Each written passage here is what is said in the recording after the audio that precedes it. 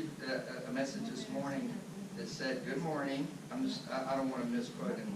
It's just a short message here. He said, "Good morning.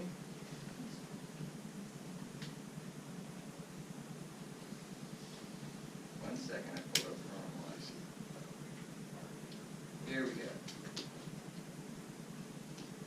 Good morning, and I said, "Good morning, world traveler. What's up today?" Here's his message back to me. "We just went skydiving." What do you think Mom said?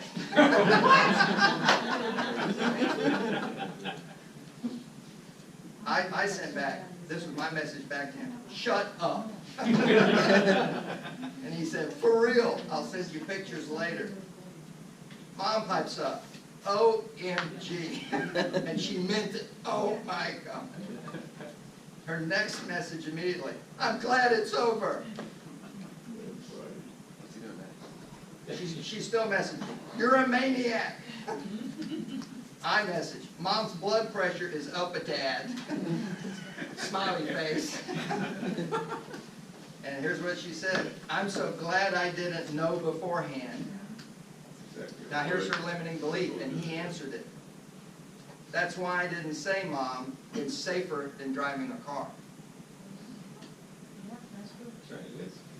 Y'all get that? So her limiting belief is that it's risky, when the facts are it's actually safer than driving a car. And we give him a car, and he's been driving it every day since he's 16. She don't freak out about that at all.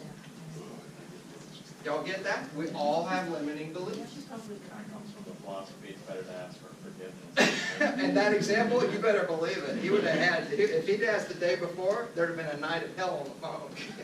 "You're not doing that over my dead body." But it's a perfect example of limiting beliefs. Where is he at? She would have stopped him from doing it because of a limiting belief. Y'all get that? And that tape, she would have tried to stick in his head. "It's too dangerous. It's too dangerous." Are y'all following me? You've got these in your head. And it's the only thing between you and where you want to go, ultimately. If you can control yourself, if you can focus your time, if you can have a plan, and if you can get educated about how to make that plan work, then the only thing left is you and the junk in your head. And that's it. And if you can get there, then that leads to this, being accountable. Being accountable. Be accountable. What's the essence of being accountable?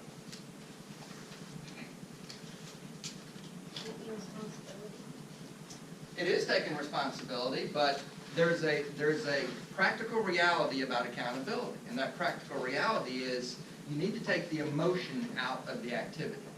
So it can't be, if you and I are in an accountability relationship, you can't just tell me I'm not doing a good enough job without explaining to me what are you talking about, right? What do you mean I'm not? I think I'm doing a great job. No, you're not doing a good enough job. No, I'm doing a great job. No, that's just your opinion. No, I'm sure of it. You understand that we're not having an emotional debate.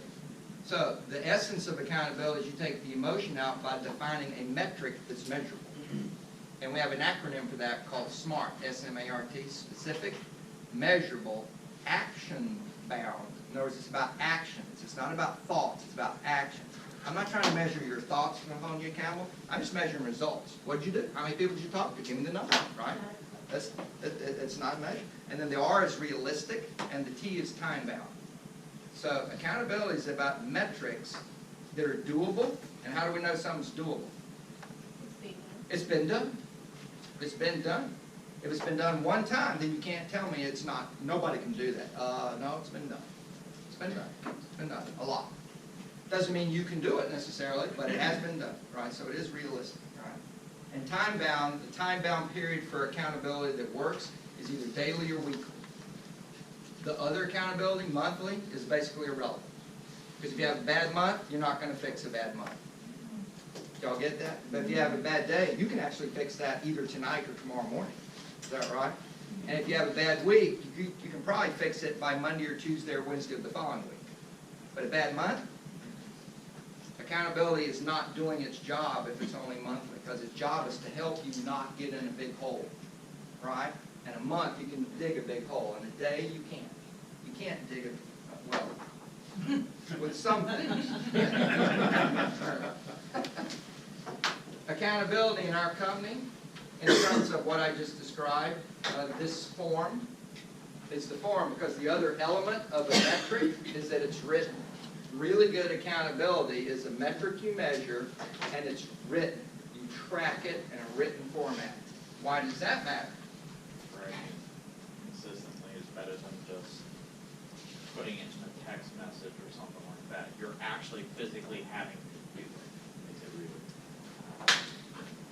When you do that, when you do it in a written format, it's called tracking. And then you see what your trajectory is. How do you know you're having a bad week if you only just ask every day and nobody's writing it down? At the end of the week, no, I think my week turned out pretty good. Well, you have no idea. Prove it. You know, yeah, you think so. Well, yeah, one week I went up, one week I was down, but so I guess I'm fine. Well, maybe you're fine, maybe you're over, but maybe you're under.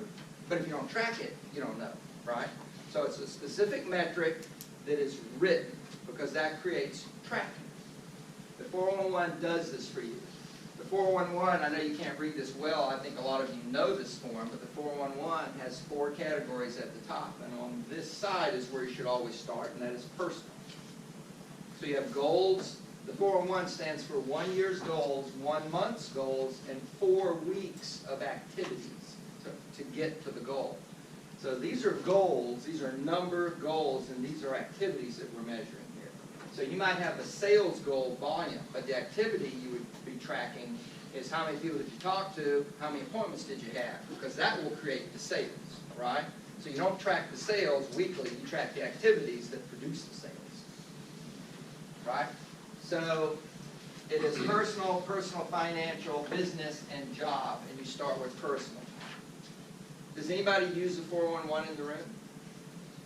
Got 2 people. And they're leaders. I want you to understand that. Huh? 2 people that are leaders. I would tell you that even if it's just for yourself, having a tracking tool like this, what would your guess be if you tracked your numbers in a written format? If you tracked your numbers, what would your guess be? Would you be more likely, less likely, or it wouldn't matter in terms of hitting your goals for the year? Definitely. So, those of you who didn't raise your hand and say you're using this, what are you saying? Can we ask the question again? Who's going to start? There you go! Woo! Who's going to start? It's a simple truth. It's a simple truth that if you stare at your numbers, your numbers, only 2 things are going to happen. If your numbers are not good, only 2 things are going to happen. Either you get aggravated at yourself and you do the things necessary to get back on track, or you're going to stop looking at your numbers, which is a statement of your lack of ability in self-mastery. Is that right? Yep. So rather than face the reality and do what I need to do, I'm just going to stop looking at it because I know I'm not going to control myself. Now, you got to really think about that. KW has a long history with this tool.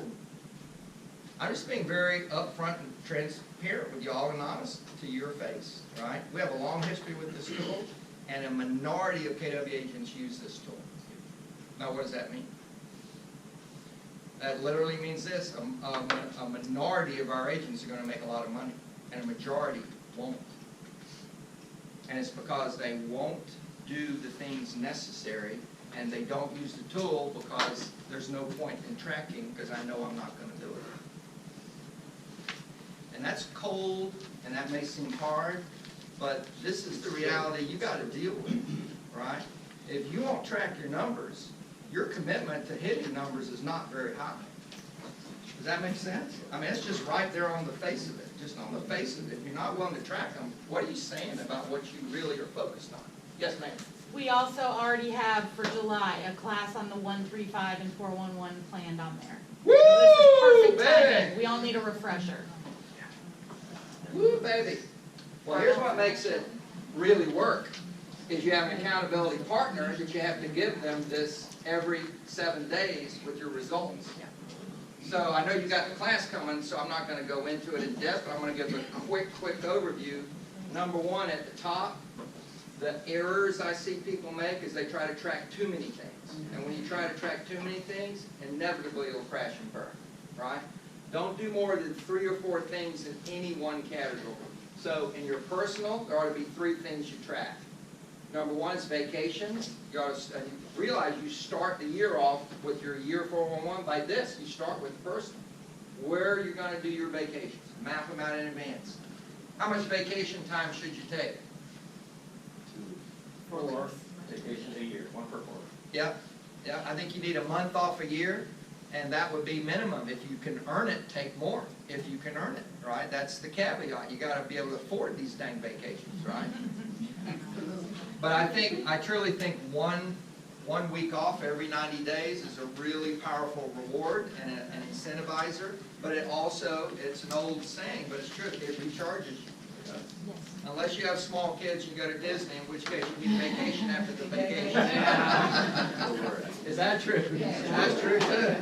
That's just work. I got 4 kids, y'all. I know exactly what that deal's like. It's like, just kill me. I went to Disney with my kids. Just kill me. I'm beat. I'm dead. I need a pill. A drink. As they get older, you stay in the hotel and they go to Disney. Yeah. That's where I'm at, baby. That's where I'm at.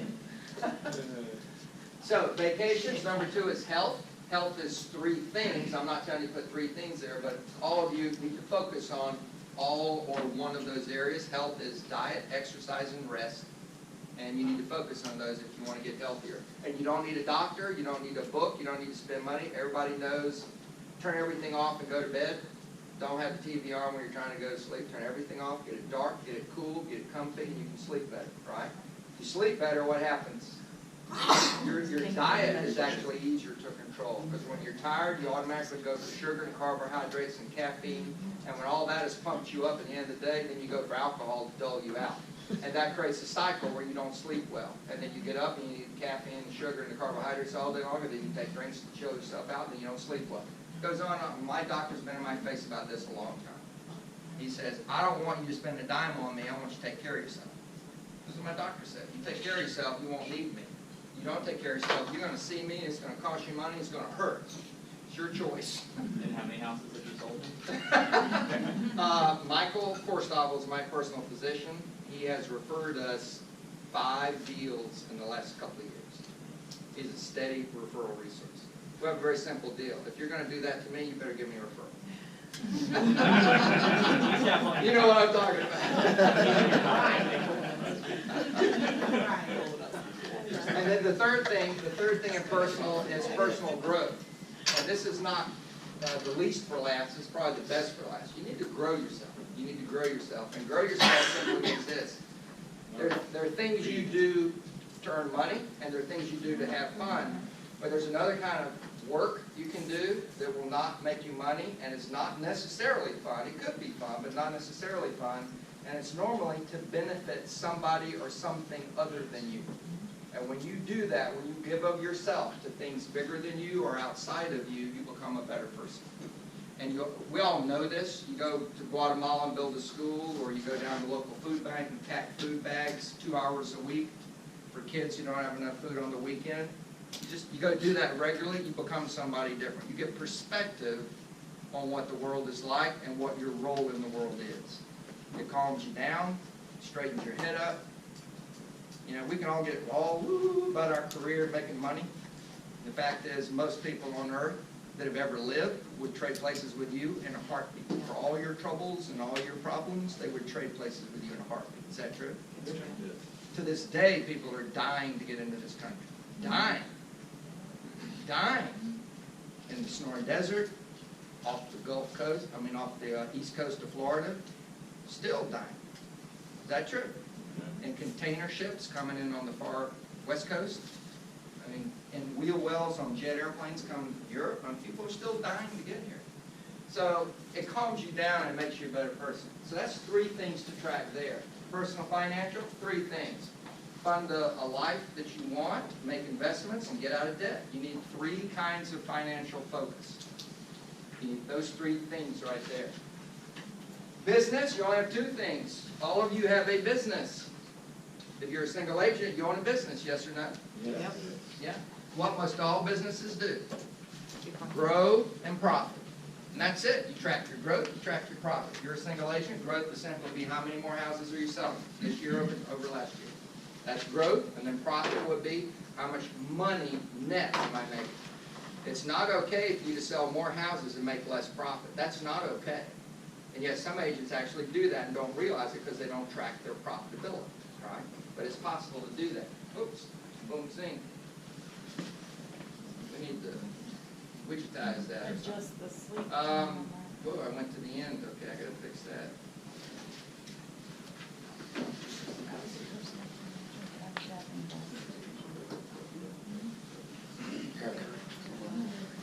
Let me get back here. Well, there it is, right there. Gene, can you say the 3 personal financial things again? Yeah, the 3 personal, oh, thank you, Sid. You the man. The 3 personal financial things, you need to fund your lifestyle that you want. You need to make investments, and you need to get out of debt. So you need to focus on money in those 3 areas. And you add it all up, that's how much money you need to make a year. What's the second one? Fund your lifestyle now? Investments. Make investments. It's the LID principle. Your lid financially. Your lid financially is money for your lifestyle, money to make investments, and money to get out of debt. And realize you add that money up, and realize 1/3 of it goes to the IRS right off the top. So it ain't as much money as you think it is. And 1/3 minimum goes right to the IRS.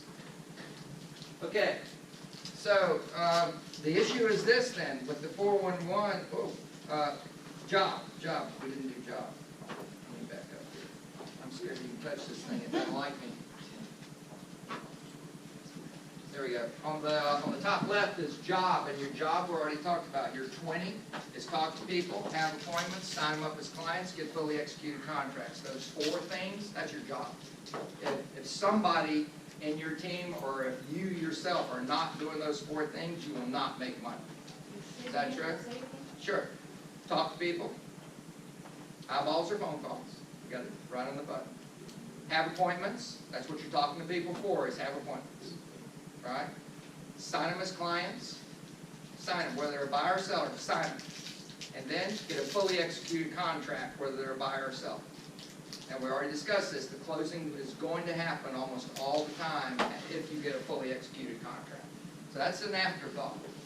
It's important, but it's not the main issue agents have. The main issue is they don't talk to enough people, don't have enough appointments, they don't sign enough clients, and they don't get enough contracts, right? The problem is not, none of my contracts close. That's not most agents' problem. By the way, how do you get contracts that close? Write more contracts, right? Get better at contracts. That's an easy path. And that's it. That's the 4 things you ought to track with no more than 4 in each one of those, right? Now, if you do that, there's a monthly goal, which is simply derivative of the annual goal. But down here, we have the activities, which will be focused on your job. These will be focused on your job. Does that make sense? Your job, man. Okay. Money is not the issue. Making money is not the issue. How you spend your time is the issue. If you focus on trying to make money, what's going to happen? You'll do the wrong thing. You'll do the wrong thing. If you focus on making money, you'll do the wrong thing. I was on the phone yesterday talking to a team, two agents who partnered who have a rather large team, and they're targeting 400 transactions this year. And they were talking to me about using viral marketing to do videos to go after their Mets for referral business. Now, what's wrong with that idea? You're not following them and you're not seeing bigger base. It was $8,000 to get started. Wow, goodness. Well, you got to sign a 1-year contract for $500 a month, which is $6,000, and there's a $2,000 setup fee. It's $8,000 right out of the gate. That's more expensive than KW. Well, yeah, it is. And I wasn't even going to go there, but that's still not the point. The point is, so are you no longer going to call people or talk to them? And well, of course we're going to keep doing that. And are you currently calling and talking to as many people as you're supposed to call and talk to? Well, no. So why are you buying these stinking minis? Because that won't solve the problem. right? It's just another email message. It's cuter, it's techier, it's funner, but it doesn't change the reality of the way you get business is talk to people. And no guarantee. And there's no guarantee, absolutely, there's no guarantee. But y'all get the point. It doesn't change what they need to do more business, which is talk to people. And they don't need $8,000 worth of videos to talk to people. And why are they doing it? They think it'll make money easier, and it won't. But they're trying to find a cheap way to do more business, and it won't, right? When you start doing things for money, you will do the wrong thing. You'll do the wrong thing for your client, you'll do the wrong thing for your business. Focus on how you spend your time. So, all of that, those 6 perspectives lead to some kind of bullet points we're going to run through here. Just some things for you to think about. It's your daily preparation, because daily is really where the game is won or lost. It's simply every day. You need to focus on your energy. You need to have a big why focus. Why are you doing this? Why are you doing this? I know why I do what I do, and it's because of my wife and my kids, and now my grandson. That is ultimately at the heart of why my wife and I both went into real estate, was to be able to do more. We had 2 kids at the time, to be able to do more for our kids. And now it's more for our kids and more for our community, and it's more ways that we can help more people. Because at the end of the day, you know what you discover as you build a lifelong purpose? That ultimately, if you help more people, you'll make more money. And if you stop focusing on making more money, you'll actually have more people to help. Right? It's when you're trying to make money that people start to smell it, and they start to back away from you.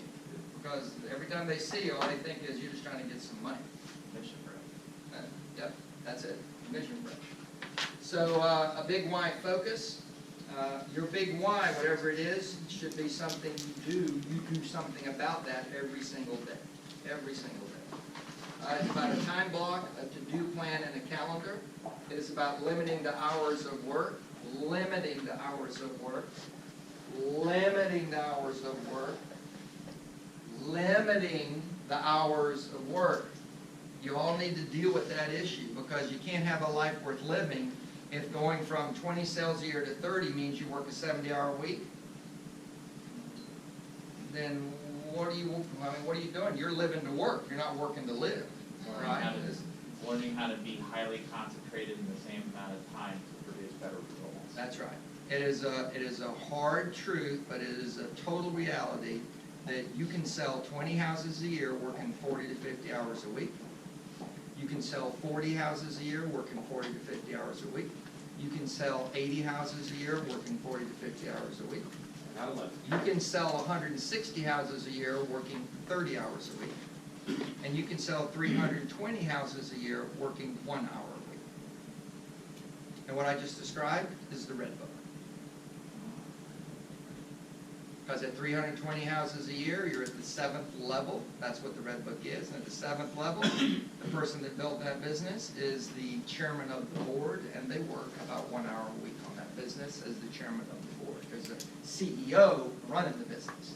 Is that true? Yep. And the book documented people that are doing that. So if you really understand what I just said, and I know you do cognitively, but do you understand it in your gut? And if you do, then the issue is all about how you spend 40 hours a week. It isn't about any magic pill or trick. It is about going from 20 houses a year to 40 is changing what you do in 40 hours. And going from 40 to 80 is, again, changing what you do with your 40 hours. It isn't more hours equals more success. That is not true. That is absolutely, literally not true. In fact, the truth is, the people that work really long hours hit ceilings far faster than people who don't work really long hours. Because when your strategy is simply work longer hours and I'll make more money, you're going to hit a wall at about 90 hours a week and you're toasted. And that's it. That's as far as you're ever going to go if that's your strategy, is just throw more hours at it. Is that true? Is that true? That's it. That's it. That's not the answer. That has never been the answer and will not be the answer. Okay, try to stay out of trouble. Win daily. Goal setting is about this, your personal vacation. We have some new agents in the room and some very experienced agents, but just think about these. We already talked about the personal goal. New agents, you need one listing and one closed sale every month. If you can get there, your goal is to get there. Take a listing and have one closed sale a month every month. If you can do that, you're there. You're there. All the research says, okay, the sky's open for you. Y'all get that? If you can't get there, you will have erratic income. If you have erratic income, what will happen to you? NAR says half or more of you will leave the business. Because that's what NAR is. People get in, do some business, and 3 years later, they're out. And the ones who do that don't have a closing every month. The ones who have at least one closing every single month, 12 months of the year or more, stay in the business. Does that make sense? Because you got to pay your bills every month. Yes or no? Yeah. Yeah. Single agents, 36 closed sales annually, and then teams, it's 100 for every 4 people on the team, and that includes the rainmaker. That stuff, that's incontrovertible, meaning this is done by so many people, you can't find anything other than you that stops you from doing that. It's just you. In other words, we have new agents who get in their first year to where it doesn't happen up front, but by the 3rd quarter, they're taking one listing and having one closed sale a month. Y'all get that? You can get there. Everybody can get there. There's too many people who do to think you